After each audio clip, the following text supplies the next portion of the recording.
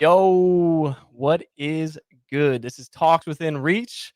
I'm your host, Jake. We're here with Fancy and Matt. We've been looking forward to do this for a little while.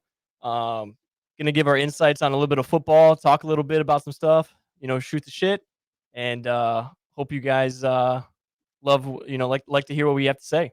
So, What's going on? Fancy. Hey guys, glad to have you all here. What are we doing on Thursday nights? What is going on? This whole lineup last year, everybody talked about prime football. You would think someone with the money of Jeff Bezos would really get some better lineups. And as we saw last week, it was a close game, but not the games we want to see. It's our little warm up before Sunday, of course, before Saturday football with college, and yet it just seems like every game is disappointing. Fantasy points don't come out. What do we got going on there? Hey, we finally saw some points this week though. Man. Every other week has been a snooze fest, but we finally got some points at least, right? Yeah, it's one of those things where for me, I love to gamble, I love to bet. And for me, every single week it's been one of those things where it's Thursday night game and I have a buddy of mine or a couple buddies of mine, they'll shoot me a message, what do we like about this? Because the over under will be set it's so low. It's so low. It's like if any other NFL game is like that on Sunday, you're taking the over on it. And it's like I always say, dude, like the only thing I'm taking on Thursdays is kickers. The amount of kickers I've taken for over 1.5 field goals or whatever it is for that kicker. I think the one time I don't know who it might have been a Sunday game though. I did take Justin Tucker over 1.5. He kicked 5 or 6 field goals. It's like, I mean, you know, like you said, Thursday games. I don't know what it is. Fancy, you mentioned it might be the games that they pick, but it's like I don't know if we can. Do we even have? Is there a way to get a Thursday? Yeah, I do have it right here. Vikings Eagles. That's a decent matchup. 49ers Giants. So some of these matchups are good, man. I think it's just one of those things that these teams are just so tired from a short week. There's some good teams. And then you even got those dumpster teams. You got the Bears and Commanders playing, and it's a 40-20 game, the highest Thursday night game of them all, right? It's like if we all put money down, I think we would have bet that would have been the lowest one of them all so far. So Yeah, I definitely think. Even coming up this week, we've got Tampa Bay and Buffalo, which I feel like every time Buffalo has been expected to come out with the easy W. Not only have they met struggle, but they've met loss, and we saw that with the Patriots, and we saw that. First of the season opener, the Jets. Who would have saw that coming? The moment Aaron Rodgers goes out, you think, thank goodness, we've got an easy game, and start off 0-1. And so, can you really count out Tampa Bay and all the weapons they have? While I wouldn't compare Baker Mayfield to Josh Allen, it's still kind of a it's like Buffalo likes to choke these this year. It seems like. yeah, the way one of my buddies explained it is there might not be a better team than Buffalo at playing towards their team. Like they play at the level of the team their opponent is at every single game this season. It's like they're not playing Buffalo Bill football. They're playing whatever the opponent is. That is the football that they're playing. If you look at the games, it's like they do not look like themselves. They let the other teams in every single game. It's I don't know what it is. I know, Fancy, you've been rooting against Josh Allen for a minute for some personal takes, but it's like, man, it's getting to the point where sip the tea. It's getting to the point where Josh Allen over under picks is it's a pretty good bet Oh, nowadays. that's a good bet. That's a real good bet. Well, and when I'm looking at the Bills, like I originally thought they were going to be one of the teams in the AFC that was going to, have a really good shot. They've looked very weak in a couple of these games so far. One thing I was looking forward to is tight ends. They had the new guy, Dalton Kincaid, and then Dawson Knox being able to continue that. But as we saw this year, I don't know if you saw the news, wrist surgery, I think it is, for Knox. Really? Yeah. Oh. So did not see that. Yes. So now they're going to be back to relying on Kincaid. So Wow. Shame on me for not knowing that this deep So into maybe That's start good. him. Hey, that's a good fantasy pickup. If you guys are looking for a tight end, I guarantee in one of my leagues he was there, and I was wondering why his projections kind of went up in a way. Yeah. So if he's in one of your home leagues, that might be worth a stash. I mean, that coming out of college, they said that he's going to be a very like slot receiver tight end in that high powered offense. That's why he was going higher up in those fantasy drafts. Yep. Just obviously didn't pan out the way that a lot of fantasy owners thought. But yeah, With that stat, do you think and I think the media may have blown it up. I'll take your thoughts on this, but the friction with Diggs and the Bills, maybe a few more targets that way to Kincaid. yeah. I mean, Diggs is known. He's gonna get his targets. Like if he doesn't, he's gonna be on the sideline throwing some tablets down. Yeah. But I mean that, and then not to get too deep into just one game of this Thursday, but the question that has been on my mind honestly is how long do you keep this team together before it all of a sudden starts to go? I know it's a crazy question to ask, but Diggs is getting higher up in almost 30 now.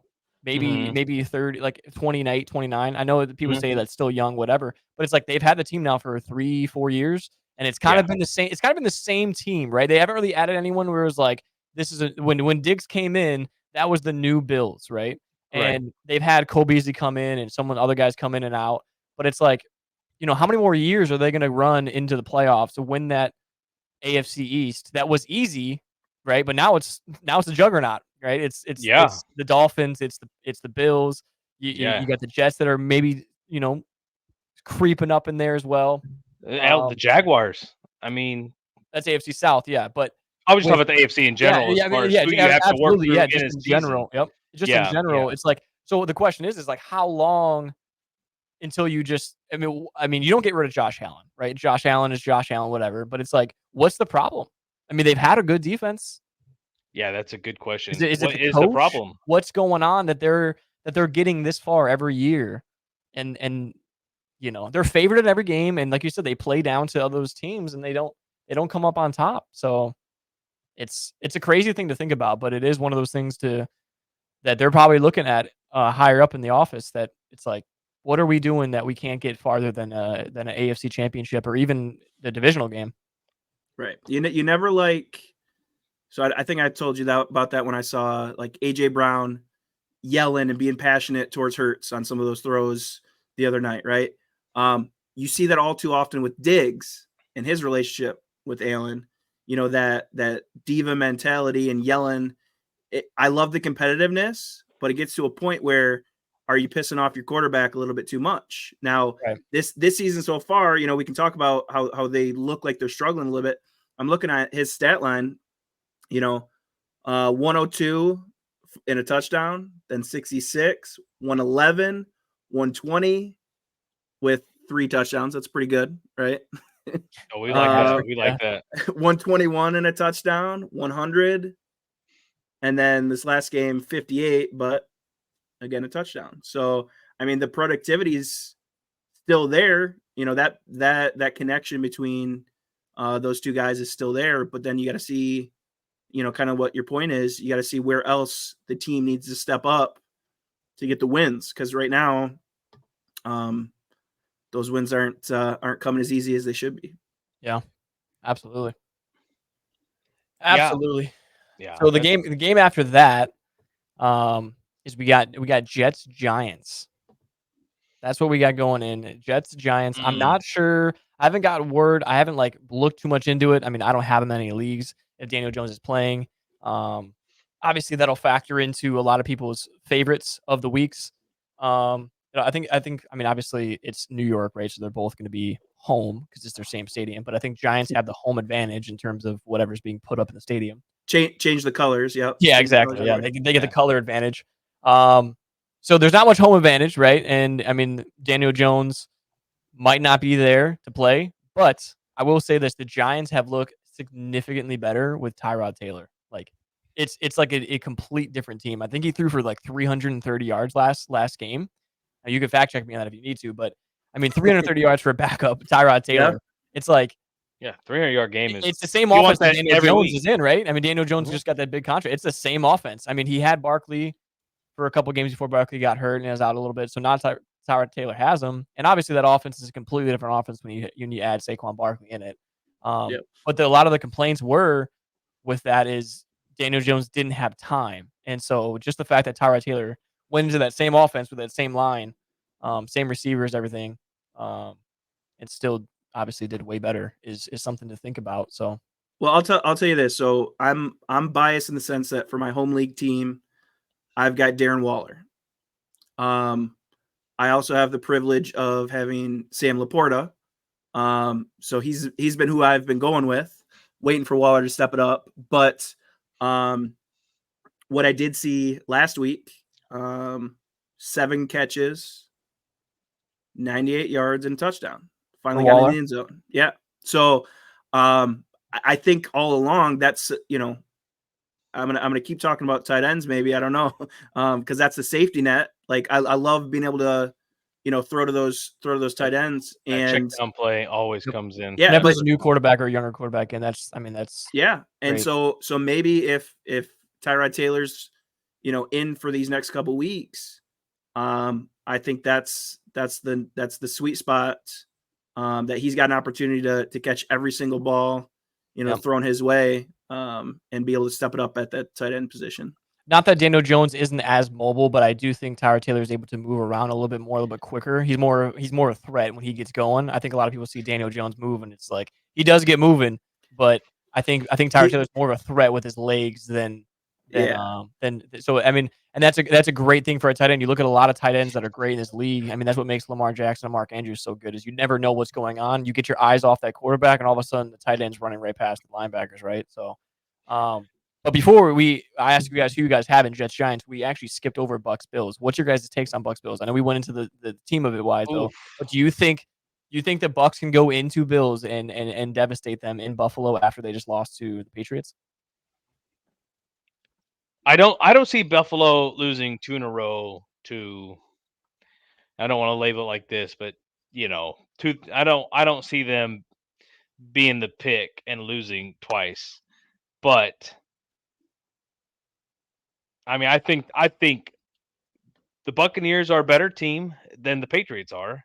I think that is a rivalry, just like the way Denver puts up a fight, the Chargers put up a fight against the Chiefs. It's the same sense there that gives New England that power with one of the greatest coaches to ever walk on a football field.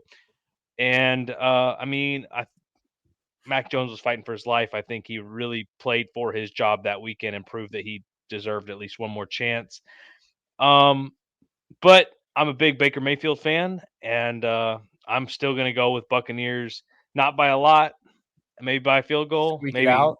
Yeah, they're just gonna somehow manage to Wow. upset Buffalo in Buffalo this Thursday. Okay. Matt, what about you? All right. So when I look at this game, you got to remember it's a Thursday night game. Last week I think was an anomaly. I think there's not much going on here. I think that Diggs is going to score 2 touchdowns, and that's probably all the touchdowns we see. I think it's going to be a field goal fest, other than Diggs scoring a couple touchdowns. But I got the Bills on top. Okay. Yeah, I think I got Bills too. I think it's crazy. I don't think the Patriots beating the Bills shocked me as much as it shocked a lot of people. I think when you have Mac Jones, like Fancy said, fighting for his job and needing to play, and you're at home, you're in that atmosphere. You have the best coach of all time, arguably, right? And they just came off some of the biggest losses of his career. It's like they're gonna have a game plan, especially against a rivalry that they maybe have more of a chip on their shoulder for. But I'm gonna go. I would have to go Bills against the Bucks just because I don't think Bucks come off of a short week and go into Buffalo and get the job done in a low scoring. I don't think they beat them in a high scoring, but I do like the Bills in a low scoring game too. I think they have a little bit better of a defense than the Bucks do. But then we move right back into what we were talking about with the Jets Giants. I mean, there's no home field advantage, right? So, I mean, if Daniel Jones is out, does that make a difference in your guys' decisions on the Giants or Jets? Or are we more confident in Tyrod Taylor with the Giants than we are with Daniel Jones? No, I'm leaning on the Jets. I think they looked a lot better, got some grit to them. I think they want to hold off for Aaron Rodgers' miraculous comeback this season, so they got to win a couple of the games like this one right here against a team like the Giants. I think this is a game they have to win, and they were able to grit it out.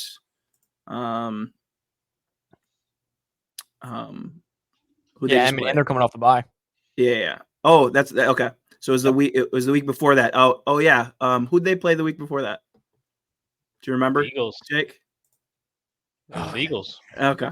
Yep. So big win I mean, against. you're lucky we recap. We lucky we just skipped over the recap of last week because we can talk about Lions Ravens if you'd like to. I mean, that might have been a little bit. All We right. talked about how the Lions' first test was the week, but we'll just move on, right? Should not have poked the bear. Okay. No, but so what I'm saying is that was a huge win against the Eagles, which is Eagles are a great team. So they show that they can do it. So I think if you can beat the Eagles, you should be able to beat win a Super Bowl. Yeah. Then you should be able to beat the Jets. Fancy was high on the Jets with Rodgers being healthy. So you think you got Jets? I definitely got Jets.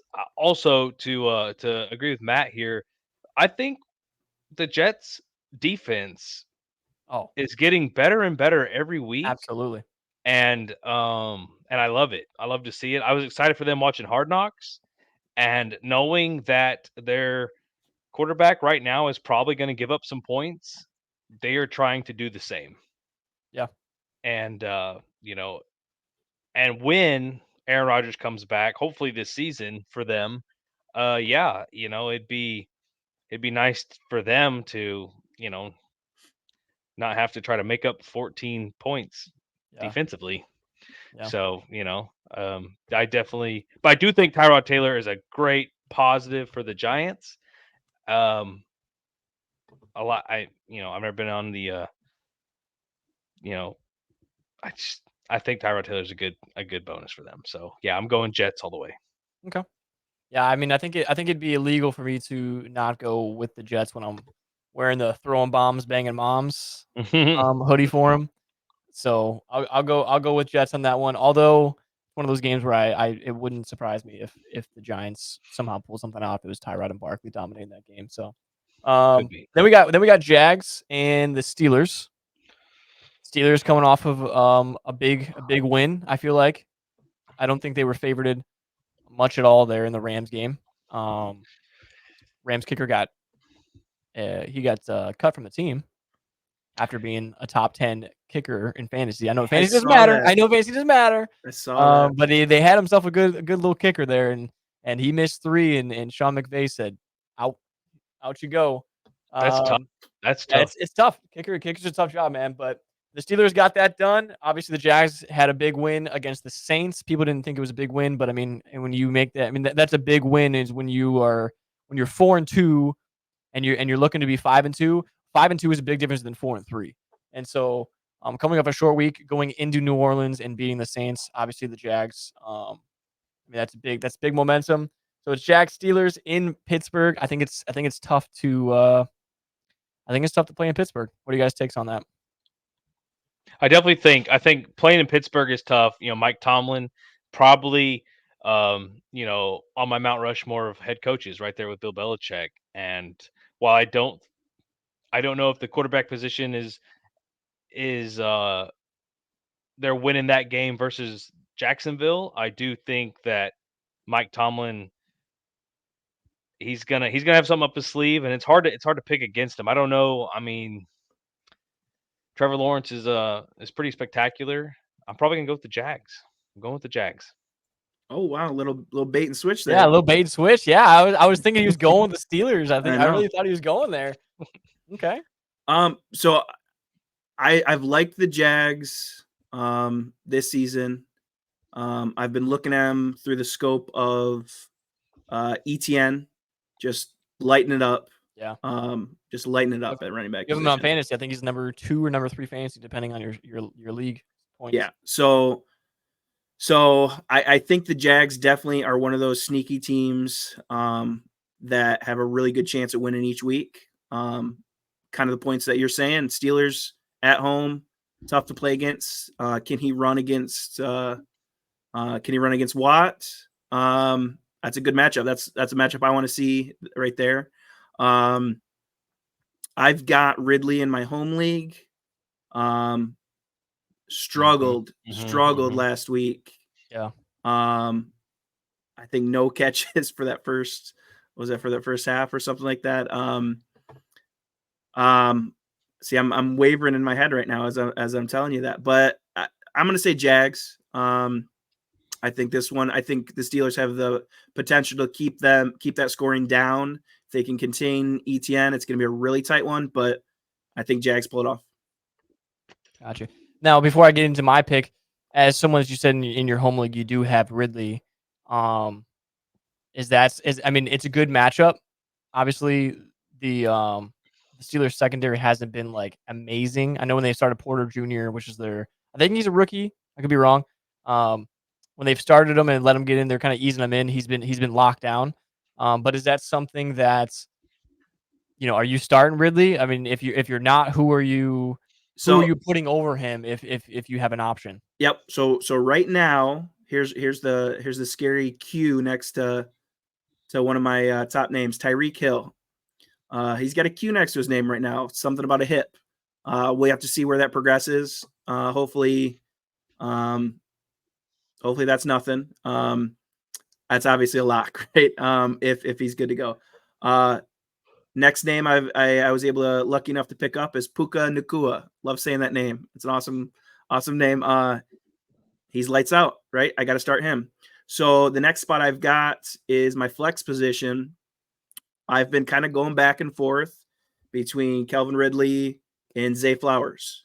I've got Zay Flowers in that spot right now. He did great last week. But again, it was unfortunately against my Lions. Right now, as it sits, I've got Zay Flowers ahead of him in that flex spot. Obviously, that's subject to change. Really just depending on that Tyreek Hill. Hopefully that goes nowhere. It better not. I think it'll be okay. That's the only spot I'm at. Yeah. I think my girlfriend's actually in this situation. She has Zay Flowers and Ridley as well. And my advice to her, because she's not playing me this week, is go with Flowers. Flowers has been way more consistent in terms of the last 5 or 6 weeks. Ridley's your boomer bust. If you really need to win and you're gonna gamble on a big production. I mean, Ridley might get you that option. Obviously, Zay Flowers has been around that like 10, 15 point range. Hasn't really exceeded that much, besides against your Lions, of course. But I mean, really, you look through his recaps and it's literally it's a boomer bust. He either catches one pass or 8 for 120 and a touchdown. So it just seems very minimal. But you guys both win Jacksonville there. I'm gonna have to go with Steelers. I like the Steelers going into this game just because they're coming home. I mean, they just beat the Rams. The Steelers are a tough. No matter if you look back in the years of the Steelers being bad the last 5 years or so. I mean, when the teams come into Pittsburgh, they give them the run for their money. I mean, not that you guys are saying it's gonna be a blowout. Absolutely. But Trevor Lawrence has that groin injury that's still kind of going on. That's something that lingers, right? And when you got TJ Watt coming at you, it's something where I think him being a little bit more mobile is going to be cut out of that game. So that's what makes me go Pittsburgh in that game. But the next matchup probably matchup of the week though.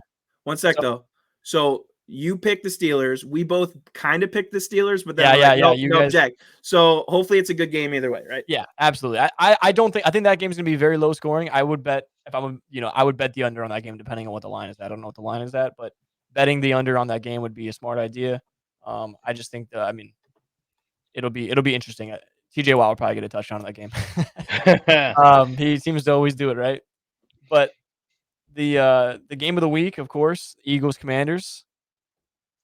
That's always everyone's waiting to watch that game. I mean, everyone loves the Eagles, right? That's another. I mean, I love watching the NFC East. Play each other or just in general? Play each other. I like watching them play each other because I feel like you see two different teams. Like, I mean, you have your powers. The Eagles look the same form pretty much. all year round, and they have since they won their first Super Bowl. What was that 17 or 18? And I feel like since then they've kind of stepped up and they've looked well. The Cowboys, just like always, soaring and then just crash and burn. Giants have been midway. I mean, it's rough seeing them without Eli. So when it comes to Washington this year, who've kind of been, in the back of the pack for I don't know, 20 years, it's with the weird season they've had. I don't see them beating the Eagles. I mean, let me just get that outright. I think the Eagles are going to win, but I do like this Sam Howell kid, and I think it'll be a lot closer than some people will think, and I might even be more inclined to bet the under because Washington's defense is, I think it's underestimated a lot. Yeah, no, I think it is too. I think that Washington team is a more complete team than people realize. I mean, I'll admit it caught me off guard a little bit this year too. They've won more games than I thought they would at this point in the year. They're 3-4. I didn't think they'd have three this. Not that I didn't think they'd have three in the season, but I didn't think they'd have three early on like this. And I mean, Philly's coming off of holding the highest scoring offense in the league to 10 points. So, like you said, two good defense that are hot right now. It could definitely be a low scoring game. I mean, I'm definitely taking Philly just because go Eagles. I'll always go with the boys. But what about you, Matt? So I was just looking at the stat line last game. You guys remember last game they just played Commanders 31 points against the Eagles. They scored that 31 as time expires to tie it up, go to OT. That was a thriller at the end. And they gave us our first loss last year. We were 8-0, I mean believe, that. and they gave us our first loss. So how did they do that? But Incredible. they somehow match up really well against the Eagles, Especially at home. and now at home, right? So, that being said, I already kind of talked about it when I was talking about Diggs. AJ Brown, monster, right? So last time he played them, 9 receptions, 175, and 2 touchdowns. They had the rookie corner in. Forgive me, I don't know his name. They had the rookie corner in. He put up that many points. He got benched that game. And then to throw in another AJ Brown stat, just because I'm an Eagles fan, I know this off the top of my head. He is the only receiver to have 5 straight games with 125 receiving yards or more, other than Calvin Johnson. Yep. So I was just gonna look at that again. So Yep. 5 games now. 131, 175, 127, 131, and 137. Yep. Receiving yards. That's from insane. someone who gambles a lot, they've had his receiving line pretty low for those numbers. They've had it like 87, 88. I think this week was like the highest I saw was like 91. So I mean, for a guy that's averaging 125 in the last 5 games, you'd think it'd be. I think Tyreek Hill's was over. It was like 99.5. So, yeah. I mean, AJ Brown, he's an absolute monster right now. Yep. So with AJ Brown, and then obviously with your quarterback, and the coveted play they like to run, every single chance they are within. I mean, it seems like it's within 2 yards now. They'll even do it. They're getting a first down no matter what. If they get you close to that line, they're getting a first down. So with being able to drive the field and then air it out and get AJ Brown, maybe 200 yards against the Commanders, it's got to be Eagles. Gotcha. Yeah, I mean that's interesting. That's being talked about a lot. The brotherly shove is what we like to call it. A lot of people are complaining about it. A lot of people think it's not football, it's rugby. I guess you could call me biased on it, but I think I would have a strong point if it was any other team, any other quarterback, that I would stand with it, just because I mean other teams are doing it and they're failing. I mean they're failing like at a high rate of it. They don't have the offensive line for it. They don't have the quarterback that bench or squats 600 pounds. You know what I mean? There's a lot that goes into this play, and a lot of people want that play banned. But as Nick Sirianni he's been saying is, the Eagles don't start at 1st and 10, they start at 1st and 9. So That's kind of just gives Yeah, you the perspective of, they're absolutely. comfortable with it. I mean, they'll be third and 4, and they'll run the ball to get 3, 4, like, that 3, 4 Yeah. yards, be short, and then they know they're gonna get it. I mean, Well, so so I don't remember who it was. It might have been on like the Thursday broadcast, Richard Sherman or somebody. They were talking about how to beat that, right? And it was funny because they talked about just getting in their way or jumping over them, whatever you got to do.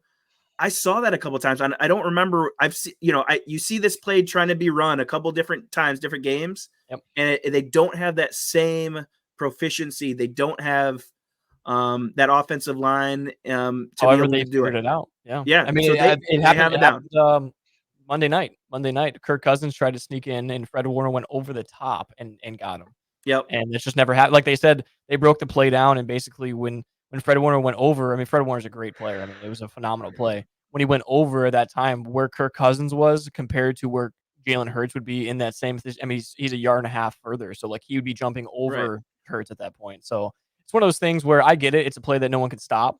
I think right now I had the stat, but then obviously they ran it that many times on Sunday, Sunday night, but it was, I mean, it's something like 52 out of like 56 going into Sunday night or something like that. So it's a ridiculous rate. I hope they keep allowing us to do it because obviously it works. So, Yeah.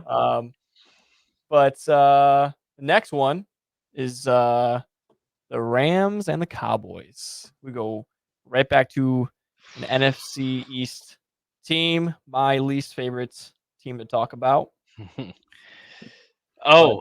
it is Man, Rams Cowboys in Dallas. Gotcha. Dallas at home is tough. I mean, Dallas on paper is tough, and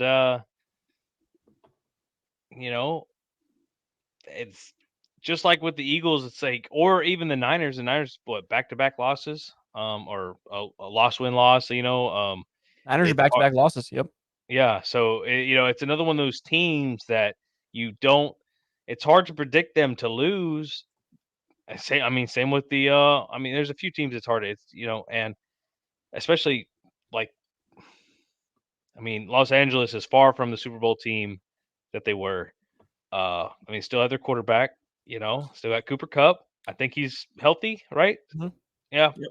So you have that, but two people is enough to win a game. But then again, you know, Dallas is best known for snatching defeat from the jaws of victory, and I want to pick Dallas at home, um, as much as it hurts. But it's hard to not.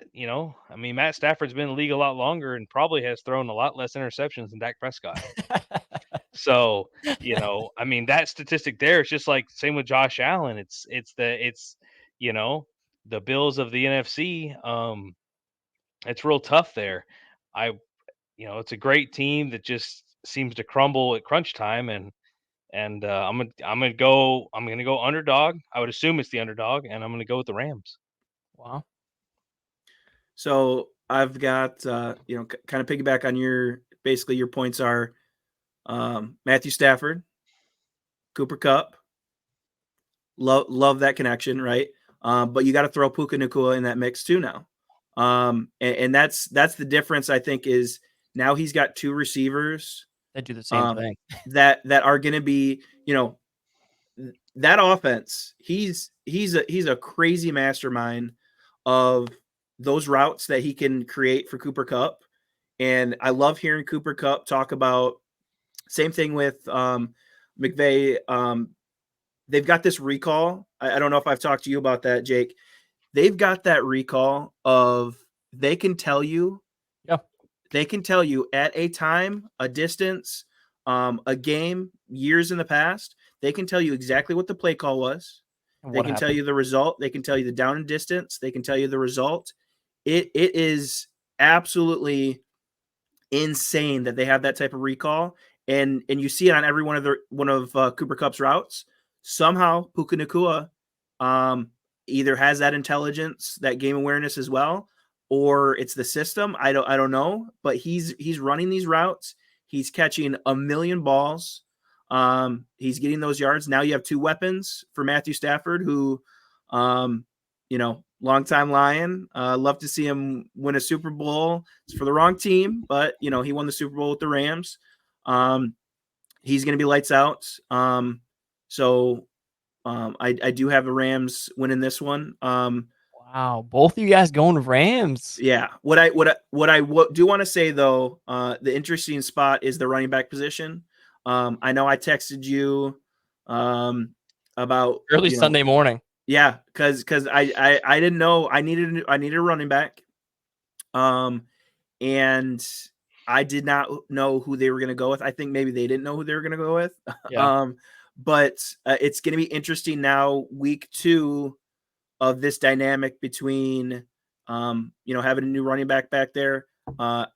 We leaned our lean was Henderson, right? And I think he's comfortable having Henderson back there, knowing that For a offense. while, yeah. Yeah. So I think if Henderson now steps it up and he's the RB1 definitively, I think now they both have the receiving game and the running game to win this game. So yeah. I mean, I agree with the Cooper Cup and Nakua dominating. I mean, I was able to get Nakua in two of my leagues, and it's been great. But I gotta go Dallas. Dallas. I mean, as much as I hate Dallas, they rarely ever lose. In Dallas, a lot of those like weird losses that they shouldn't lose, a lot of the times will come on the road. And I just think that with the Eagles getting farther and farther, um, in the NFC with their record, they are going to come out hot and know that this is because I think Dallas is also coming off a bye week as well. Um, so it's going to be one of those things where they're rested up and they're going to know that they're going to have to get a lot of wins coming off this bye because the schedule is only going to get harder from here. Um, so I got Dallas in that matchup. Yeah. The next one is Vikings and Green Bay. I only know this because of the fact, like I said, I'm a gambling man and I've already placed a bet on it. Uh, they have the line at +1 -1, favorited Packers. Um, I Really? like that. Or I'm sorry, favorited Vikings. I Oh. apologize. Favorited Vikings. And I like that. The Vikings coming off of a Monday night game where they beat a team that I didn't. I mean, literally, I have text receipts of I'm watching the first drive. I made a bet that the Vikings would be in the red zone. Um, the Vikings would be in the red zone first, and they win the toss. They're coming down the field, and Kirk Cousins throws a pick. And I text my cousin, and I said, "God damn it, why did you let me bet on Minnesota with Kirk Cousins?" And that's a stat that I have here when I was watching the game, that they said earlier. And another reason why I texted him, I said, "Why did you not stop me from making this bet?" Kirk Cousins going into the game was 2-10 on Monday Night Football. I mean, Wow. that's not a coincidence. That's being yeah, bad on prime. Monday nights. That's prime time, Kirk, right? Yeah, and so he gets the job done. Obviously, there, um, didn't win my bet, so it really screwed me over, anyways. But I'm just gonna go. I'm just gonna go Kirk Cousins. I just don't think Kirk Cousins and the Vikings. I don't think that the Packers are where they need to be. I don't think it's Love's fault. I don't think it's really anyone's fault. I just think they're gonna need a couple more years to grow as a team. They have a pretty young offense. Obviously, Fancy will know more about that as being a Packers fan, but I think it's a tough situation for Jordan Love to not really have Aaron Jones, who was supposed to be a really big piece of him. Like we talked about that safety valve, right? That check down of just when things go to things hit the fan, you look over and Aaron Jones is standing in open field. Having AJ Dillon, a lot of teams I think just stack the box. He can't go anywhere, and it forces Jordan Love to throw, and he's throwing to what Rodgers struggled with throwing to last year. So I think people aren't really giving Jordan Love the benefit of the doubt that he should get. Um, but yeah, I gotta go Minnesota in that matchup. Yeah, it's real hard. I mean, even the games that I think the Packers should have won in their growing stage that they're in right now, like last week, that was a hard loss against Denver. Um, playing a Mile High is difficult for the away team. Typically the elevation is just enough. It's just enough to just take a little bit away from it. Yep. Um, and so, and I mean, Sean Payton's a Super Bowl winning coach, and we all know Russell Wilson's been to a more than one Super Bowl and champion himself. A lot of experience there that we fought against. And I feel like that's the same thing we're looking at with Minnesota, while not necessarily championship experience, but just the same team, kind of like the Bills. It's been a solid team that's just given a lot of people problems throughout the years, not quite clutched up when they needed to in the playoffs. Uh, and I think you can double check this, but I think the teams that both the Vikings and the Bills lost to went on to win the Super Bowl. Or went to the Super Bowl. Because I think it was AFC championships and divisionals. Um, like they lost to the people that won. Overall. And that being said, it's hard to pick against the Packers because I think like when you're all the way down, the only way to go is up. And so I'm still gonna pick the Packers. I hope they Chocolate. surprise me. I mean, Kirk puts up yards winning or losing, so that's tough. And without Aaron Jones and a few other pieces, it's tough. But I mean, you know, diamonds are created under pressure, so go Pack. Go Pack. Words Wow. of wisdom. Words of wisdom right there. So NFC North. So it's not the Lions. So if both teams can lose, that's fine. Tie. A tie, I guess, is the next best thing. So I mean, you went over the hump that Kirk just went over the prime time, got the win. But it's 1:00, Kirk Cousins. So he's gonna light it up, right? He's Yeah. got to. He's got to. So Stats prove it. yeah. So I think coming off a big W, it's 1:00, Kurt. I think he's who you trust in for this game at quarterback to get the W. So I got Vikings. Yeah, I like it. I like it. Hopefully it hits. Reasonable. And then we gotta start getting through some games here. Falcons, Titans. I think that game could go either way. But I do love what's going on with Ritter in that offense. I think he's starting to throw the football a lot more. I like seeing that. A lot of people already doubted him. And obviously Bijan Robinson has just been a blast to watch. Besides last week when he got sick right before the game and screwed over all the fancy owners and didn't play without any reason, and now they're investigating it. But I'll go Atlanta, and I think that's more of a fan pick more than a realistic pick. But I'll take Atlanta in that matchup. I've also got the Falcons. Yeah, I guess I got to wait and see what happens with Bijan. What the heck happened, right? I mean, So he got a bad migraine before the game started, and the medical staff didn't want him to obviously run in with his head and get okay. And so it was a game time decision. NFL's investigating it. They don't know when the actual report came out because they should be notified, and that kind of screwed up a lot of fantasy owners. So if you're one of those fantasy owners, you just caught the bad luck there. But yeah, it was just like a really bad headache that he. Okay, just yeah, because isn't it so actives? What is it? Hour and a half before the game have to come out, right? So if it comes within that window, maybe they're all right. Maybe they can get past it. But yeah, I don't think anything will be on his side. I think it'll be on the Falcons. Okay, so if as long as he's fine, I guess if that's what the issue was, as long as he's fine, he's been exciting to watch. I think Falcons. I don't know why I keep going back to tight ends. I guess I love tight ends. Kyle Pitts.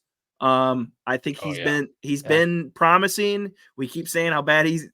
I guess I keep saying how he hasn't been doing shit, right? So now he's finally. So now he's finally making some headway in this offense. So I got Falcons. Yeah. I mean, I'm gonna continue going against the grain with you guys. Not for any particular reason besides the fact Tennessee as a whole, I feel is just a little more cohesive. They've been playing together a lot longer. I mean, King Henry hasn't lost his stride yet. While I know he's getting tired, doing the exact same thing for all these seasons has got to be hard on you. And I think that day is coming, but I don't think it's going to be this Sunday. And I think the Titans got it. Close one, probably like 24-17. What if I was going to tell you that the starting quarterback is going to be Will Levi for the Titans. What would you say? Would you change your mind? Might as well be Desmond Ritter. Wow. Okay. Wow. Because I think it's the Desmond rest Ritter of the with team. no girlfriend from the draft. I think, You don't still. I think it's the rest of the Titans that make that team, not the quarterback. And one before moving on, the one thing that also helped me pick Atlanta, not just liking Bijan Robinson and Ritter and Kyle Pitts, like Matt said, but going back to my Eagles, the Eagles actually just traded for Kevin Byard, the All-Pro safety for the Tennessee Titans. So they're gonna be playing without their missing piece for the last 5-8 years. That's been an All-Pro safety for them for a little while there. So it'll be interesting to see how they match up with that loss. Obviously, that's a big loss to take. Yeah, true. And then we got Miami, and we have a lot of divisional games this week. I just realized that we have Washington and Eagles. We have Minnesota and Vikings. Wow, cool. But we got Patriots and the Dolphins. For me, it's as easy as I think me and you have talked about. They're in Miami. I think home field advantage is such a big thing. But we talked about, you mentioned with the Cowboys, Philly, the Chiefs. I mean, we can probably list off a couple other names this season that when they're playing, it's like it's tough not to just go with them, right? Sometimes you just see Dolphins, and if it's not Eagles, 49ers, Chiefs, whatever, you don't really even think about it. It's like Dolphins, here we go, because they're averaging 36 points a game, whatever it is, and it's like I don't think the Patriots have enough offense to keep up with them. Like I just don't. So. I don't think they have any defense to keep up with that whatsoever. Yeah. So I think that's an easy one for me. Easy Dolphins. Yeah, I'm on board with that. I mean, just thinking about it, Dolphins aren't slowing down. No. And they're coming off being held by 10 points. I mean, they're going to come out with more of a game plan to be firing all cylinders. Kind of just a breaking point of like, hey, we're still this team. That was a fluke last week, Yeah. And I don't know how New England wins a game, let alone, the game that they just won. But yeah, I don't think they can recreate that and beat the Dolphins. I think Belichick is hands down the best coach at deciding how he's going to get beat. So he's going to, if he doesn't want Tyreek to catch a single ball, you're going to have to throw the Jalen Waller 12 times. he's going to scheme it to where Tyreek Hill, he can do. I think I talked to you about that. I don't know what the stat is off the top of my head. Tyreek was in a different motion, different route pre-snap. Every single route he ran. I think it was either week 1 or week 2. He's been continually do that. So Miami's going to find a way to get him open, but that's the problem with playing against Belichick is he's going to literally find a way to shut down whoever he feels like at that time. So with the Dolphins offense, they have enough weapons that they're going to find another way. So Dolphins is who I got. Fancy, you got Dolphins as well? Oh yeah, Dolphins all the way. Tyreek Hill or not, Dolphins all the way. Yeah, I agree. And then we got Saints Colts, which I think is going to be a more interesting game than people think. I lean more towards the Colts in that one. I gotta be honest. I'll go with the Colts. I think Gardner Minshew. They're at home. I think Gardner Minshew is much better than people expected. I don't really think he's a backup. It's one of those quarterbacks that I really just feel like you're at such an advantage having him as a backup quarterback because he really shouldn't be. You know what I mean? I feel like he just got the raw. I think I've talked about it with you, Fancy, in Jacksonville. I think he just got the raw end of the deal there in Jacksonville. Like his stats were really, really good, and that pick just happened to fall to the Jaguars and some crazy stuff or whatever it was like that happened. They had some rough years, and then all of a sudden Trevor Lawrence falls in your lap. It's like, how do you not take him? Right. And then he just bounces around teams, and I mean he's proven over and over again that he can play ball. So I'm gonna go with the Colts in that one. All right, so I'm looking at this, and the Colts definitely did surprise me, but I think they only have success if they're going to wear those Duke jerseys again. Do you see those jerseys? Do you see those I jerseys? feel like it should be illegal for them to have black helmets with that jersey. They should have done black jerseys or blue helmets. You can't do what they did. I agree, but They can't do that. unless they look like Duke again, I don't see them winning this game. Wow. Yeah, I've got the Saints. I think Derek Carr surprises us and gets the win. Okay. Well, will Olave be there? He's out of jail. He's out of jail, but he'll probably get a week suspension if I had to guess. But who knows if it happens yet? Sometimes it Yeah, takes that's a little what while. I'm saying. Like, will it be this week? Will it be next week? Who knows? You know. That's a factor, though. It But definitely is, that especially in fantasy that owners. was what I My was brother thinking already about. texted me that. Yeah, My brother's got a lobby, and he was texting me about that. I was like, ooh, that's tough. That's tough to make that choice so soon. You know. Right. And Derek Carr sucks. So You going Colts? I'm going Colts. My man. I love All right. Gardner. I love Gardner. That's a mustache, dude. Yeah. It's That's fucking Dak. a I mean, good Derek one. Carr could never. So I think this game, I'm interested in the fact that Vegas has it as like once I say I like to talk about betting. I bet a lot myself, so I'm gonna give that insight on this podcast as much as I can for anyone that wants to tail or whatever. But Texans Panthers in Carolina. Houston's coming off the bye. yeah. And obviously it's the first pick, second pick matchup. And I mean, if you're the Panthers right now, I mean, you are really questioning where your organization is going in the future because your number one receiver is Adam Thielen, who's 33 years old. You have Bryce Young, who you should have had CJ Stroud because CJ Stroud looks like an absolute veteran already out there with the decisions he's making. He's playing extremely well. And your number one pick, who you're gonna get, because you guys probably aren't gonna win a game as Panthers, is not even yours. The Bears have ownership of that. So Yeah. not only they're just absolute shambles. You're watching Christian McCaffrey score a touchdown every single game. That's gotta hurt. And you're watching another quarterback that your team could have had over your guy, and just nothing looking good for Panthers fans. I think that's an easy one for me.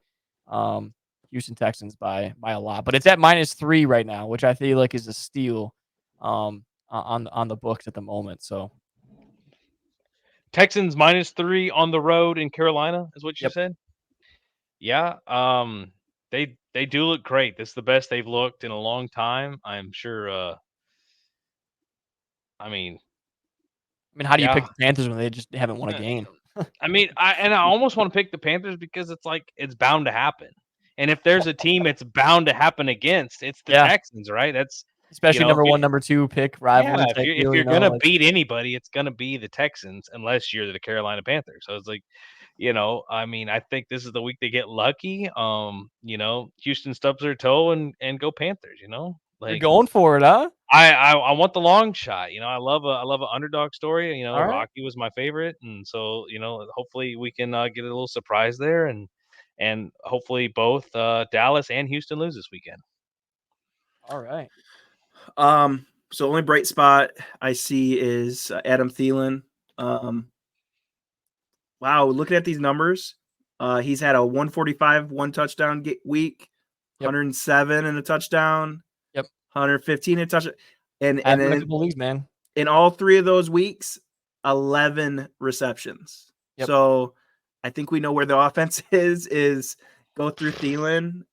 But is that enough? I don't think so. I think Texans are still the better team here.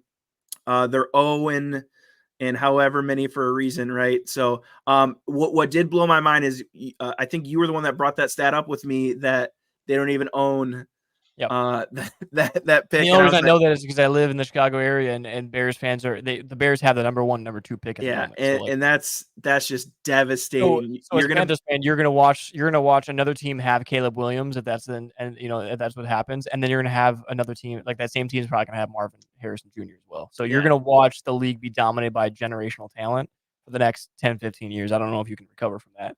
Yeah, normally the only Carolina Panthers fan I know is Ty, so we'll have to check in on him. Okay. Yeah, you normally only see that bad of a season because you're guaranteed that number one spot. So yeah, they're trying to win. So like Fancy said, they're going into every week trying to win because they're making sure that their pick isn't as bad as it is. But I think they stay 0 and 0 and 7. I agree. So. I absolutely agree. Very good point. And then we're gonna move on to we have 4 games at the 3 o'clock slate, and then we have the Sunday night and the Monday night. So first game of the 3 o'clock slate is the Browns Seahawks. I think this is gonna be more of an interesting matchup again than we think. Ooh. I think it could go either way. Um, I'm just gonna go with Seattle as much as I think Cleveland can pull it off. I think Seattle coming off the bye, they just got to win. They kind of sailed through the Arizona Cardinals last week. So I'm gonna go with Seattle in the. Do they still even call it the what is it? The big no, what do they call it? The Legion of 12th Boom. man Oh, or whatever. 12th Yeah, man. the Yeah, 12th man with a yeah. loud stadium or I whatever. think so. I think Um, so. so yeah, I'm gonna go with Seattle there. It's tough to beat Seattle at home. All right, I think you're wrong. I think it's Browns. Wow.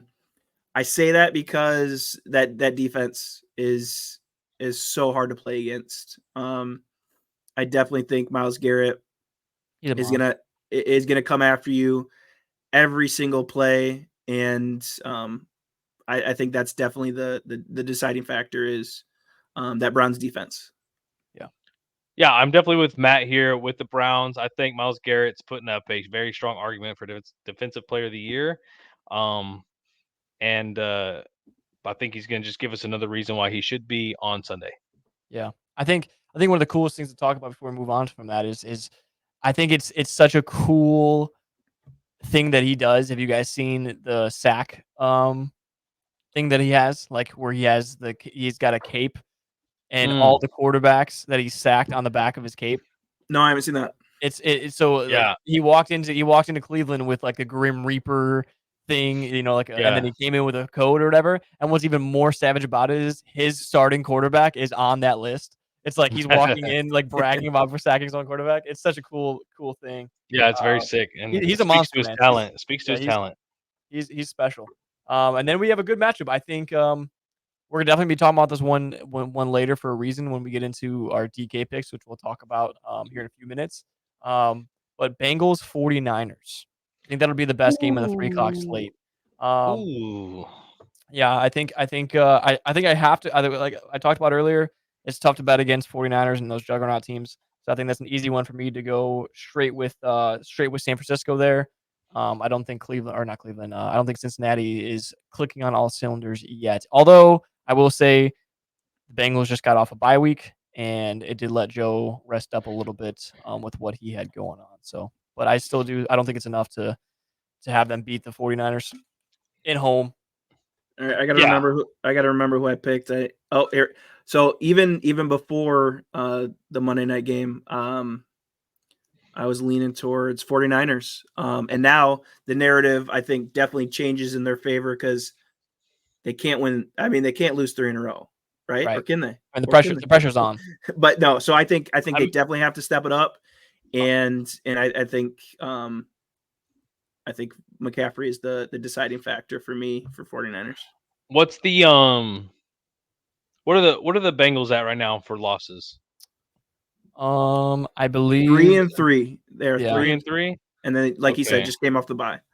just came Yeah, off they're the coming bye. off a bye. I don't see the Niners losing again. I think Bosa is going to toss Joe Burrow around. We're going to see Burrow retire early, just the same way Andrew Luck did, and the Niners are going to go on. I think it's going to be an easy week for the Niners, so to speak. I mean, 28-17, 28-14, something, something low, 28-10. I think Niners kind of roll through this one. Gotcha. Yep. I think that was a pretty easy one. I think that could be a lock of the week for a lot of people. Yeah. If the odds are And right. that's usually the upset. Yeah, that happened on Monday, right? I mean, Yeah, I think yeah. the Niners were minus 300 in that game, and a lot of people took that bet. Yeah. And then we got Chiefs Broncos, which I think that's just another easy one where we're gonna. I mean, I think Mahomes' record. I don't know the exact record, but I mean he's barely lost any games to any divisional opponents in his career. I think the Chiefs have the longest win streak currently, or In maybe divisional, NFL record is I think they're like 13-0 or something like that yeah. I against mean division opponents. they just dominate that division right now, and I mean it's an easy KC for me. on that one. I had a fun stat, which I'm sure everyone's tired of hearing about it. I know I am. But it was a fun stat that I just couldn't. I just could not share. Yeah. For the Swifty fans out there, if we have any Swifty fans already, but Shout out, Travis Matt. Kelce in the games that Taylor Swift is in attendance is averaging 108 yards per game. Jesus Christ. Versus when she's not there, 46 and a half. Wow. Talk about playing for something. Yeah. I mean, that's double yardage there that makes the difference there. So if Taylor Swift is in the audience and you're a Travis Kelce, I mean, you're starting Travis Kelce in fantasy no matter what. But Has she been to any away games? Do we know that stat? yeah, she was at the Jets game. So okay. So Taylor Swift in New York is not as surprising as Taylor Swift in Colorado. So Yeah, you know, we'll see. that'd be like, They usually have an announcement of whether or not she's going there. But yeah, I think I'm sure KC by a long shot. I don't even think it's close. I think the odds on that one are gonna be crazy. They're gonna be like minus 600, minus 700. So Yeah. Even with Denver coming off of a loss, and I hate that.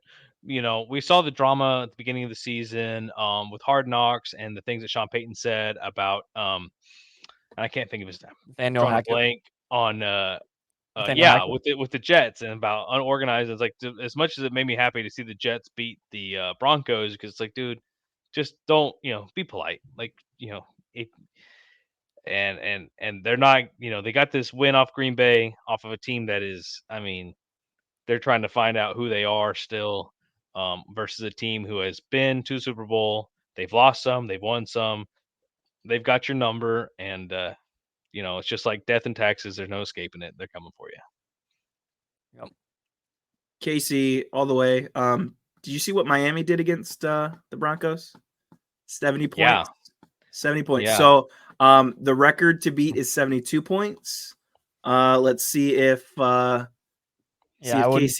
on that. they get 70. Let's see if they get 73, set the record this week. Hey, go Andy Reid. I'd like I Yeah. love that coach. I love that coach. I wish he would have got a Super Bowl with the Eagles. Glad to see he got it at all. And one of my favorite coaches, probably gonna go up on my Mount Rushmore. Yeah. That mustache alone. So spoiler alert for my my fantasy daily lineup.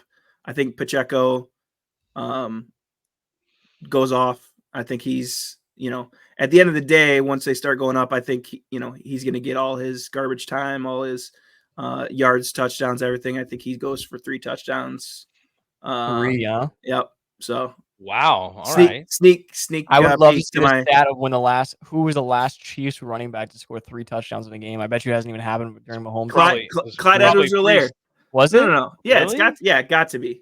Wow. Got to be. I know he had 2. I was thinking Pre Mahomes was the check. last one I can think of, and I'm not even sure if he did it. It's gonna be like Jamal Charles. Oh, yeah, maybe him. Yeah, true. Then we got Baltimore, Arizona. I think that's another. As we're getting into these 3:00 games, man, I think it's. I mean, San Fran easy, KC easy, Baltimore, Arizona. I mean, I don't think any 3 of us are gonna go with Arizona in that game. No, I am excited for that team into the future, but this season, I'm definitely not picking them against any powerhouse. Go Baltimore.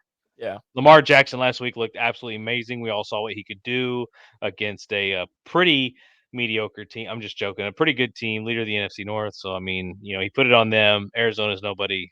He'll definitely put it on them. And then we have Chicago, which I don't know why this is the Sunday night game. But Chicago Chargers. It's the Sunday night game because they couldn't have 2 Thursday night games. Yeah. I got easily Chargers there. Chargers there. It should be. I mean, yeah, that should be. Chargers. Oh, so I forgot to pick Ravens. Sorry, on the other. Yeah, no, I put us all down as Ravens. Obviously, right. And I'm sure we're all going Chargers. So as well. same thing here. Got it. Yeah. It's Chargers. Yep. Yeah. And then the last game of the week, we have Las Vegas Raiders versus the Detroit Ravens. I mean, Lions. You guys get the pleasure of seeing the Detroit Lions in prime time. They are, they knew going into this. Lions are getting these primetime games for a good reason. MCDC. Because they're gonna light it up. Campbell. This is gonna be a great comeback game. after, that was a wake-up call. Absolutely 100% wake-up call. Lions have been cruising, but Dan Campbell, when he sees kneecaps, you know what he's going to do. Yep. And I think Monday night he's definitely going to bite those kneecaps. So, Fancy. Yeah. Yeah. I mean, Vegas. Just I don't know what they need, but they need something. Yeah, that's another team. I don't even know what direction to point them into as far as finding long term success. The Lions look great. They look great ending last season. Regardless what the record showed, I think the Lions looked great all year long last year. They've continued into this year. This time their record's reflecting that, and they're a tough team. Definitely hate that they're in my division, and yeah, they easily take Monday night. Easily take Monday night. Yep. Yeah, I think that's an easy one for me. I think the last couple games of that slate, they were pretty easy for us to pick up on. Yeah. But like you said, Matt, is one of those things that we talked about it prior to the game. I mean, the Lions had beaten some teams, but they haven't beaten those teams that are like, okay, that's an impressive win. We talked about they beat Kansas City, Super Bowl hangover, no Kelsey. You got no receivers. Everyone's dropping the football for Kansas City. It's like almost like Kansas City kind of beat themselves. They're not discrediting that win, but Oh yeah. it's one of First those game of the things year where is we got to always see it tough. again. We got to see the Lions do that again, and I think that was this Sunday. I think that was that first test of like, okay, like now you're up to bat. Let's see what you got. And I think they went back home with their tail tucked underneath them. And I think, but like you said, I think Dan Campbell is going to have that game plan of it's going to fire him up. I think those losses are huge losses for teams that are going to make a run. You get to see how they're going to bounce back out of those games. And I think that's a good matchup for them to bounce back from because I think it's a decent defense with Max Crosby on that line. Nothing crazy wise, but I think the Lions easily take that one. Something that I missed, I know we went through all the games, but something that I missed that I want to bring up that right before the podcast started, I got news that for the Eagles, Nigel Bradham, he won the Super Bowl with us in 2017. He is selling his Super Bowl ring for $30,000. Would you guys ever sell your Super Bowl ring if it came down that bad? I don't think you can. No, I don't think you can. No I matter think what. that's No I matter mean- what, that's a piece. And I think one of the stats that I shared with you that I was looking up as I was preparing for a trivia question for you, which we'll hopefully get to, is 3% of all these active players right now in a given year win that Super Bowl. How as a piece of history like that, I don't see how you can get rid of that. Yeah. Your It's name is definitely literally tough. etched in history, and it's 30,000. I think the price is what shocked me the most. I thought it'd be worth more. I mean, depends on the player. I think Yeah, Tom Brady. that's fair. Tom Brady's first or last Super Bowl or last Patriot Super Bowl, like those three, Yeah. are probably gonna go well over $100K. But Yeah, I mean, but Brady's got 1 million of those rings, right? So Hey, you might as well sell I some mean, of them off. yeah, but that's what I'm saying. Donate to the podcast. Only a couple of them are gonna be worth like more than his Yeah. second, Well, third, or fourth. Well, I'm gonna be honest with you. Fifth.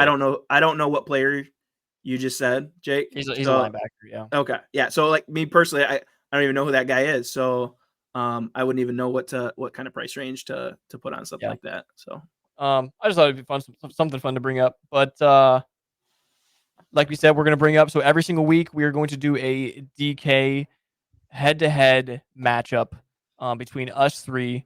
If you guys aren't familiar with DK, DraftKings, obviously, we're gonna do the Sunday slate. So the noon games, 3 o'clock games, and the 7 o'clock game. You get a $50,000 salary cap to pick players. You have every position quarterback, 2 running backs, 3 wide receivers, a tight end, a flex, and a defense. You have to spend that money wisely as players are ranked based off of their projections and also have a salary amount that are with those projections. So you have to pick wisely off of matchups and expenses as well. So if we want to go through that right now, I have my entry for this week. So before we do that, we did a little practice round of head to head between you and Oh I, yeah, Jake. did you get involved in that? So how did that? Let's recap last week real quick. 100, The producer just called. He said we're running out of time here, so we're gonna get right back on the this week. 164 to 91. Like I said, Um, Fancy. I think so you have an good invalid start. lineup when you Good start. start the quarterback that's going up against your team. I think if it's okay to have it in your home league. I understand having a good quarterback. You wouldn't want to draft the Detroit Lions quarterback. I understand that. But I think when you're making a lineup up for a weekly basis and you take the quarterback that's going up against your team in one of the biggest games of the year so far, I think it invalidates whatever production, whatever the result was. Like I said, I'm excited to go into this first week of it with you three.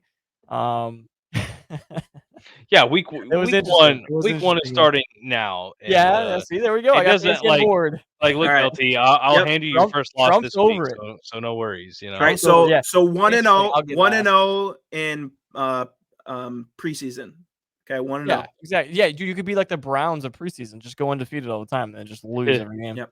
So fun fact though, the year that we went 0-16, You won 4-0 in Yep. preseason.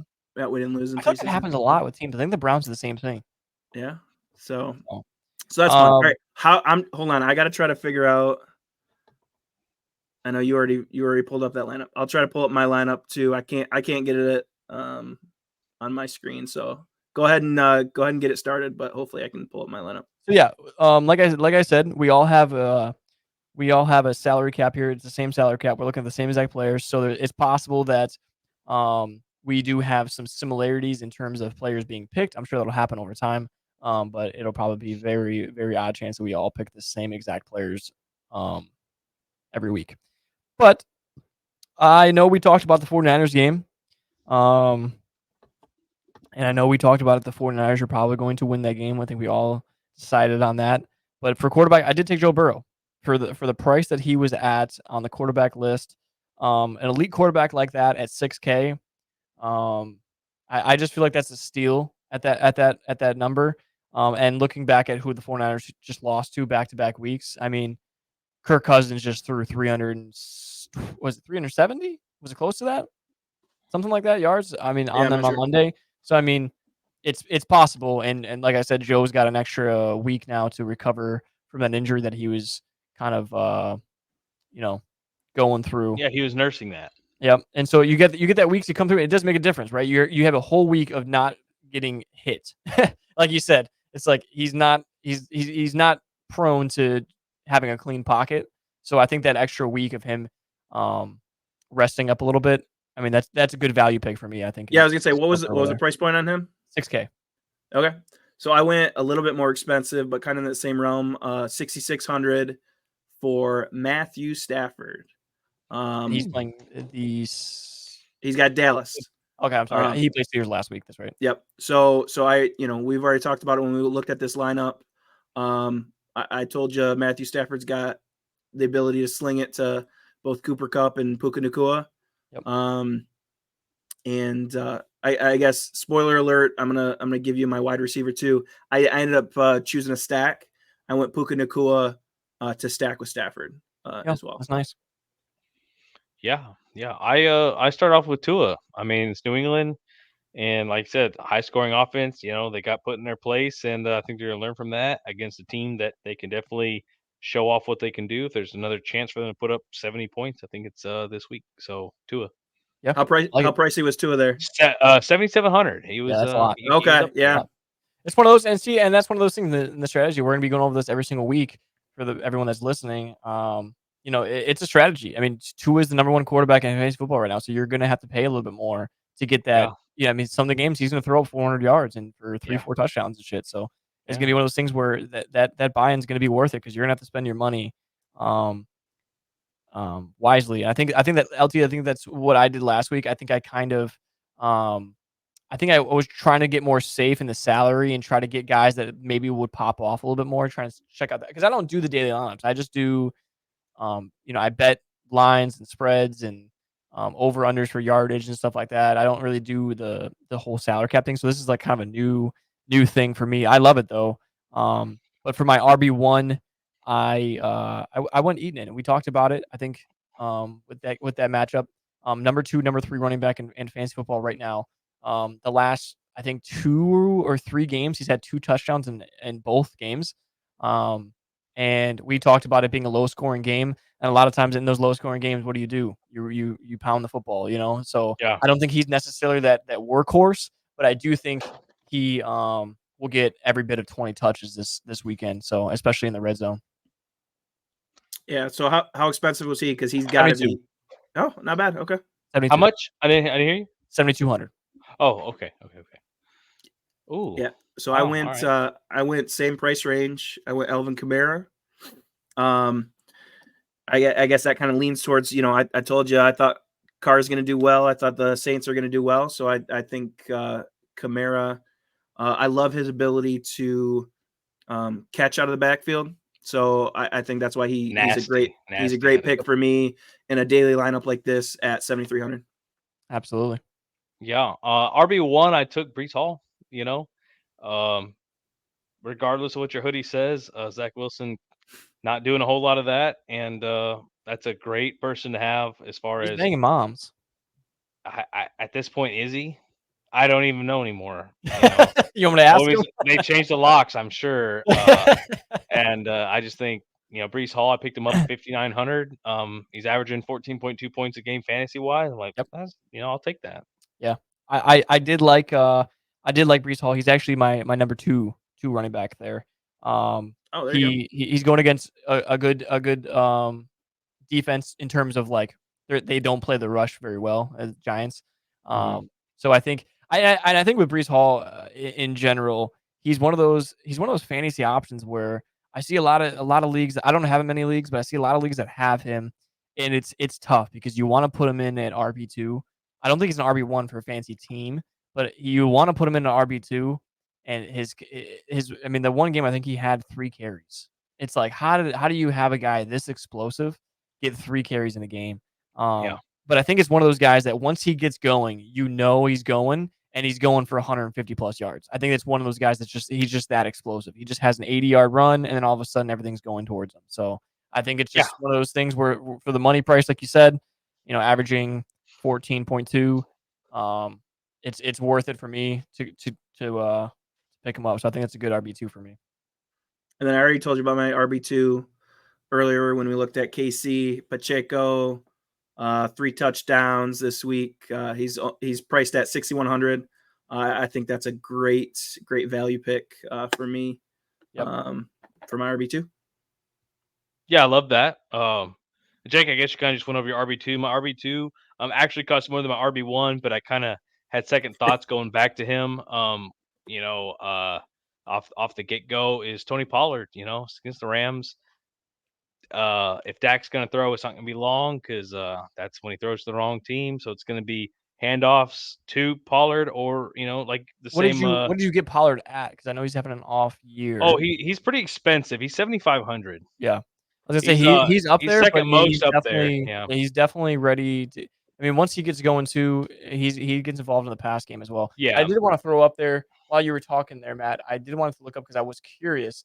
Clyde Edwards-Hilaire's most touchdowns in the game is 2.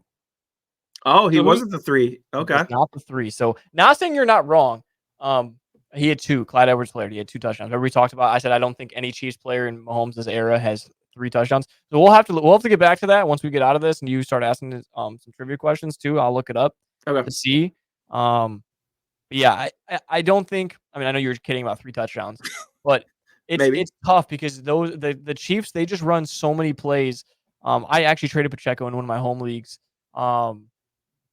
because of the fact his value is high. He's on a high scoring offense, stuff like that. It's great. But when they get to that goal line, man, they run so many of those trick plays where they have guys running all over the place. They're doing the Pokemon thing where they're running around each other and all this stuff. And it's a freaking screenplay to Kelsey for a touchdown every single time. It's like, being a Chiefs running back owner in fantasy is just heartbreaking since Jamal Charles because it's getting to the goal line and Mahomes running it in or Mahomes doing a trick play or something like that, and it never gets to the right. No, I do love that play that they do the little shovel Yeah. to Kelsey. Yep. I don't Underneath the I don't know line there.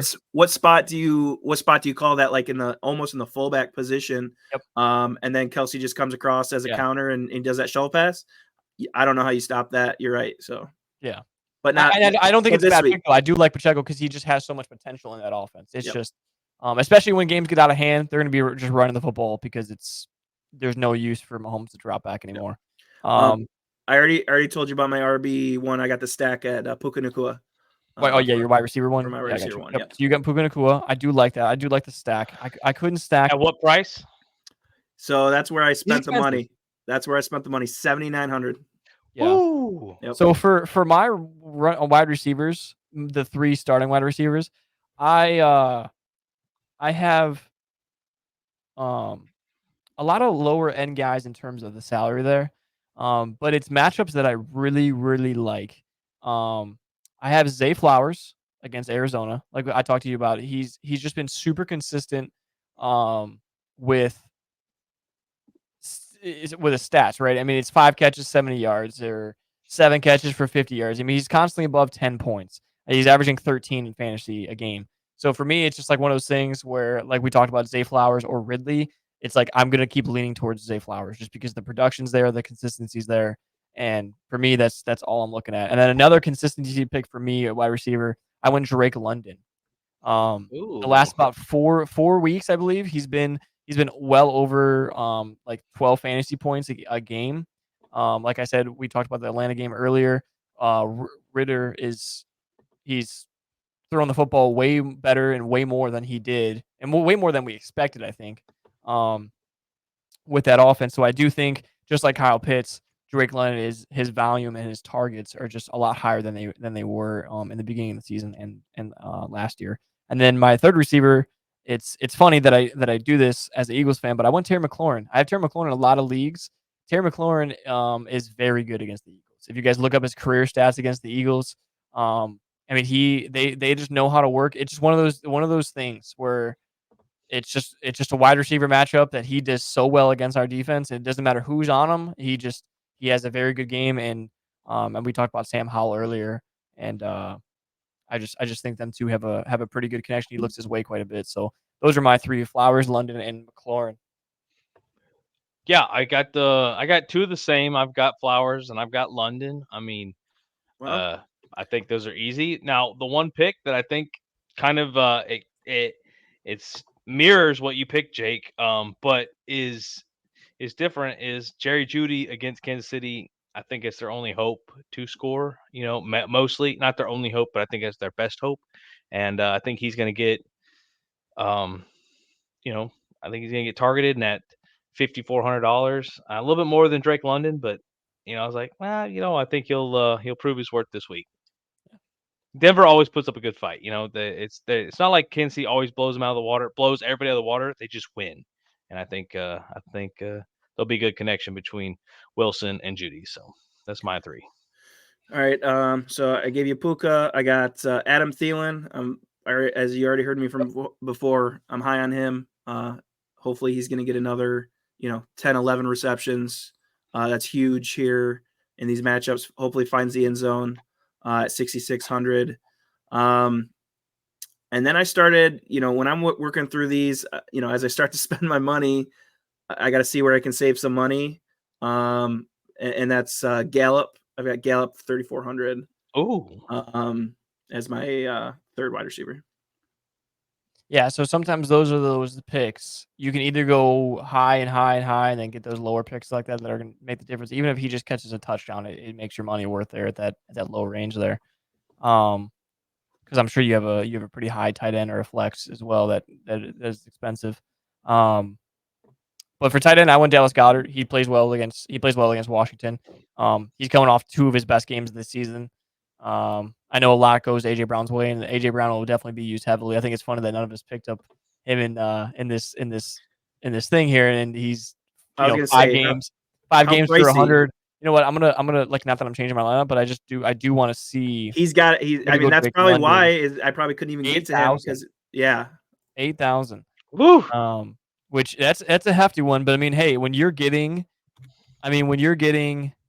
125 yards a game. And I mean, hey, the one game, there's games he's caught 3 touchdowns, 2 touchdowns, whatever. I mean, that's the price that you're going to pay to get him. But I do think a lot of attention is going to be on AJ Brown and Dallas Goedert's on back-to-back weeks of being pretty hot. So I do like Dallas Goedert in that matchup. For 4,600, it's pretty cheap too. Yeah. Yep, I went Darren Waller. Stick with the home. Yep, I think after what we saw last week, I think they continue that connection. And I think he finally has the confidence to be that anchor and that check down. So I got him at 5,200. I got Gesicki, New England. Once again, same thing in my mind with Judy is as far as like their only hope, probably going to be a prime target, same kind of Jason Witten status, not the Jason Witten level, but just that, just give me some yards. Kind of filled in a hole there. I didn't really know who to pick, and I don't know, maybe it'll surprise me. It's kind of like my sleeper, I He hope. got a touchdown last week, so Yeah. did like the worst gritty that's ever been like done ever. Yeah. And then Mac Jones topped it off by doing even worse. So that was cool. It's like he didn't have joints. And then for my flex and defense, I picked up I had a hefty. It was funny because I put him at my flex after I kind of realized I went through the wide receivers. I saved a lot of money with those wide receivers like I talked about. I didn't have a receiver that cost more than $6,000, even though my backup running back wasn't $6,000. So I had a lot of money going into my flex. So with my flex, I went with Brandon Ayuk. I think Brandon Ayuk has shocked a lot of people this season because he's basically what everyone thought Deebo Samuel was going to be this season. Just like how Deebo was 2 years ago when he was doing everything before McCaffrey was there. I think Deebo's role has significantly reduced in every aspect. I think Brock Purdy has a better connection with Brandon Ayuk. I mean, he's averaging 16.5 a game. There's a lot of touchdown potential there, obviously, too. And then I just went Texans defense against Carolina just because it's Carolina. I don't even know if they're going to score a touchdown. So I ran out of money. So this is the downside of picking some of those high price guys. I did, I probably was a little above average on my running backs and wide receivers. So John Mitchie the third. For the Texans. For the Texans. That's a flyer. I mean, he's gonna either catch an 80-yard touchdown or nothing. Yeah, I ran out of money, so I'm hoping something happens because it's against Carolina. So that was my bright spot there that I'm hoping for at a $3,000 price point. And then I went Chiefs defense against because they're playing Denver. So fair enough. Like it. Yeah, the last one it was 19-8. Yeah, I got Bijan Robinson. Against Tennessee. I think he's gonna have a good game because I picked Tennessee to win, so I think their throw game's gonna be shut down. I think Bijan's going to just kind of the same thing when I look at Breece Hall and Tony Pollard. I think they're gonna be just useful. And then the Jets versus the Jets defense against the Giants. I think everything I see out of the Jets defense just makes me smile as far as defense wins chips, and not that the Jets are going there, but I just like to see that kind of get her done. So yeah, I like it. All right. Well, good luck. Good luck, that guys. is the first week. So we will get back at the next episode for DK. We will go over on who won and what the recap was and all that other stuff. And then we'll give our next take for the second week that we're doing this as well. We'll have another daily lineup for that. Matt, did you have the trivia questions for us? Yeah. So and kind of gives a rundown of that too. Every single week. Obviously, this is the first episode. If you made it this far in the episode, you're an absolute goat for listening this long.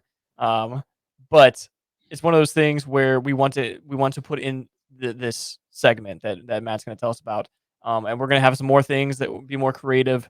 Try to get the production side of things to be more smoother.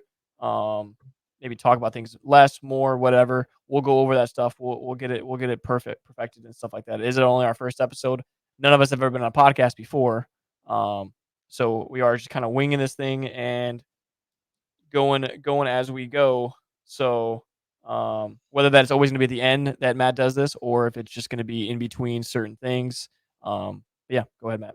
Yep, we'll figure out as it goes, right? So, yeah. So I wanted to incorporate, some kind of trivia question, some kind of, whether it's hey, name a certain number of things, or it's just straight trivia questions. We'll see. So, I thought of, and when in thinking of a trivia question, I'm not telling you that I'm a smart, stats guy. I'm not going to be able to tell you.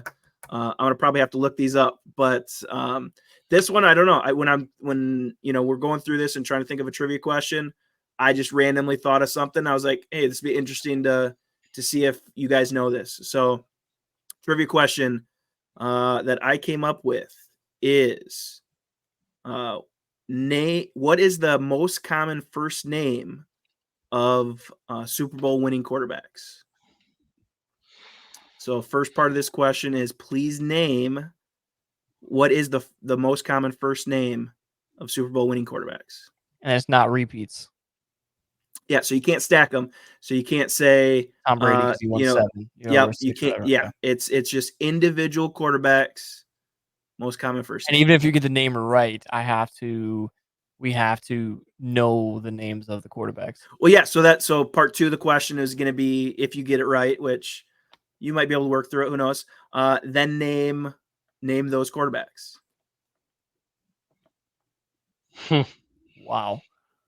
That's tough. So go ahead and work through it. I mean, if let me know. You don't have the answer, or you do have the answer to this one? Yeah. No. So I guess I'm working backwards. I thought of this, as I'm trying to think of it, and I was like, and I thought of who that was, and then I had to look them up, to make sure I had them all. I will tell you, I got 3 of them. So that's kind of a hint, maybe. I don't know. Are we going back far here? Every Super Bowl era. So since what, 67, 69? When was the first one? So work through it. You already said Tom, right? That ain't it. So you got to think about it that way. Are there any other Toms? Wow. So there's only 2. I think there's only 2. There's only 2 repeats. I guess just to kind of give you a hint. There's only 2 repeats. I feel like Joe's got to be a repeat, right? You tell me. I'm asking. Yes, Joe is a repeat. Joe. As I say, Joe's such an So that's one of them. Joe Montana. Not Joe Burrow, unfortunately. That would have been so easy. It's not runner up. It's Super Bowl. Oh, Joe. Or maybe it's not. Am I getting that wrong? See, this is where I'm going to show my age compared to you guys. So I'm not telling you you're right or wrong. You got to tell me if you think it's Joe is the most common name. No, I know. But Joe Montana and Joe, is it Namath? No, that's not Namath, is it? Who am I thinking of? Yeah, Joe Namath. Okay. That's a Jets quarterback. And he won.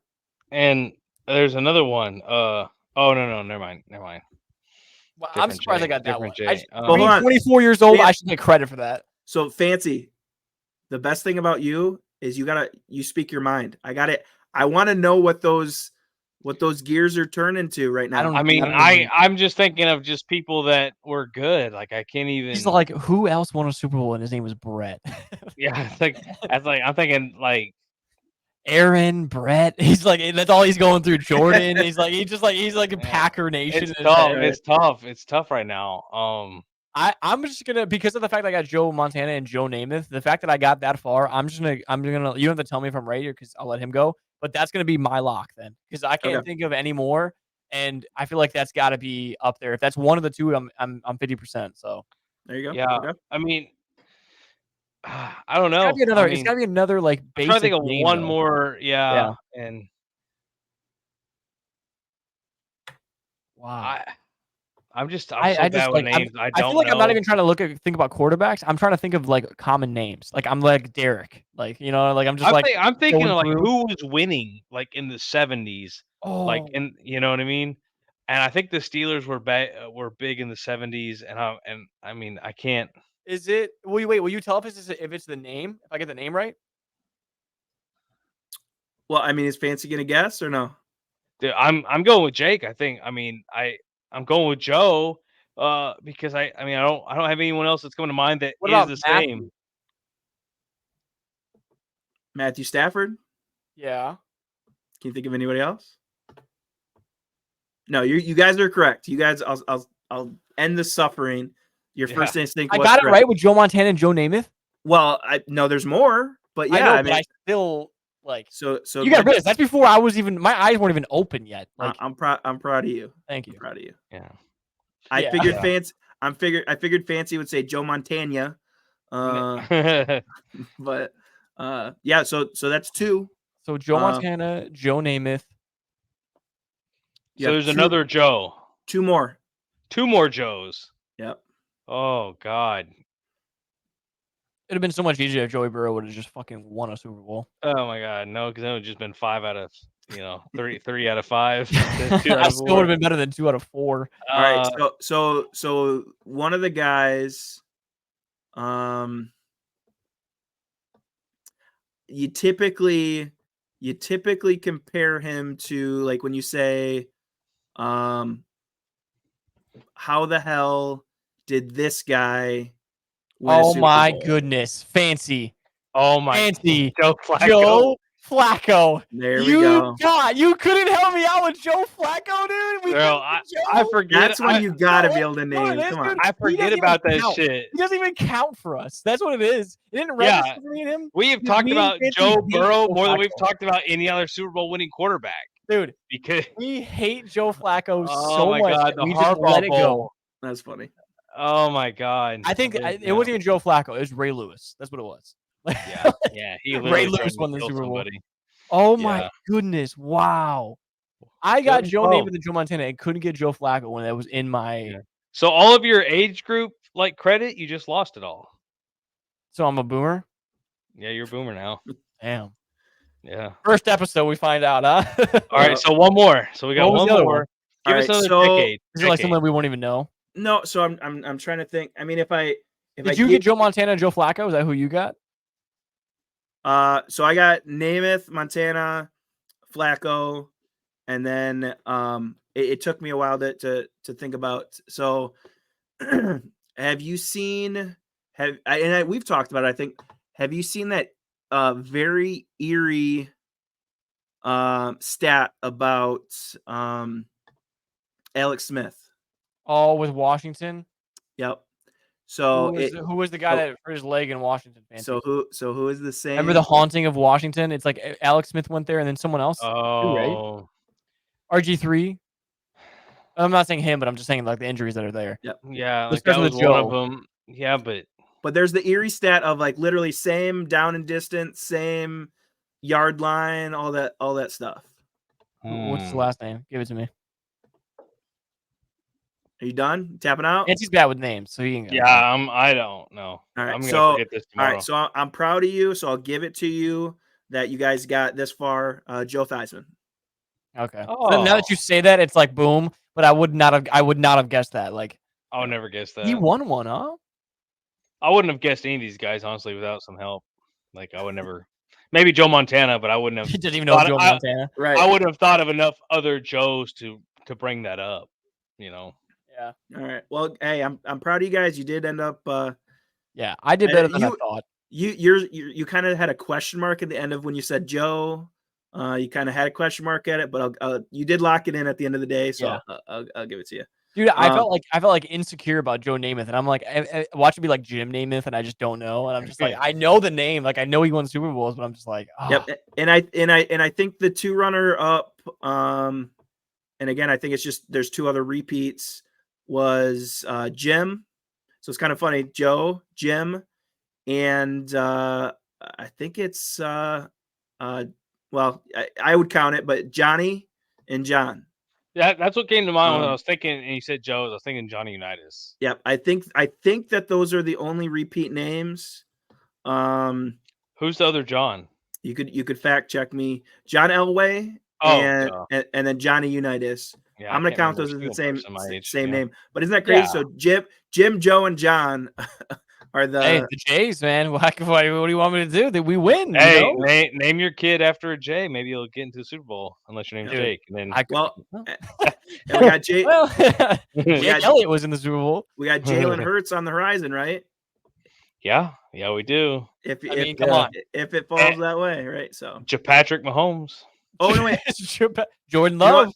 Actually no, Jared Jordan Goff. Love. Jared Goff. Jared Goff, I apologize. He's definitely winning. Yeah. So Look at this. We got Jalen, Jordan, and Jared. Wow. We're about to start a new trend. yeah, here we go. Wow. That I mean, you explains guys have it. to wait because it's gonna be the Eagles this year. But other than that, I mean, you guys will be right up. Wow. All Good for you right, guys. so that was my trivia question of the week. Hope you guys That was a liked tough it. one. That was a tough one. Um, That was fun. I promise. That's just the one that came to mind, so I wanted that one. I'll try to I make love it that. so I love it. I'll try to make it so it's like, hey, name, you know, all the teams that are birds or something. Yeah. Easy for you Eagle fans. Yeah. Keep it simple for us. We're No, simple yeah, minded. we'll do something. Like, so, but the Birds I'm teams that have hoping. won Super Bowls. Oh, there you go. I'm hoping to bring you, a trivia question and then maybe a stats question or something like that. Yeah. Yeah. And I'm working on another stats question, but I got to get the answer first before I give it to you. Sounds good. Love man. it. I Yeah, love it. so like I said, we'll do a couple of those every week, because that'll be fun for the audience as well to be guessing and to make TikToks, make YouTube shorts and stuff like that, have some fun stuff like that. But I think that'll, unless you guys have something else to No, input. that wraps it up. That wraps it up for Yeah. me. Yeah, play that outro music. Yeah. I love it. And until yeah, next we'll week. get some. See, that's something to add. There you But go. we appreciate you guys. If you guys tuned in, you guys made it this far. Obviously, it was way longer than we thought. We'll make some adjustments to that. But follow the socials. Talks within reach on YouTube, TikTok, Instagram, Twitter, all those good things. If you guys have any tips, advice, things you want to hear, things you want to ask us, whatever it is, make sure to do those things. And we appreciate you guys that are tuning in and giving us a shot at this. Obviously, this is our first episode, so bear with us, and we'll get better at things. And but I think overall, we had a lot of good talking points. I had a good time talking with you guys. It's something I'm going to look forward to every single week with you fine gentlemen. And we'll talk to you guys next week with some more football. Y'all have a great week. Thanks. See you guys.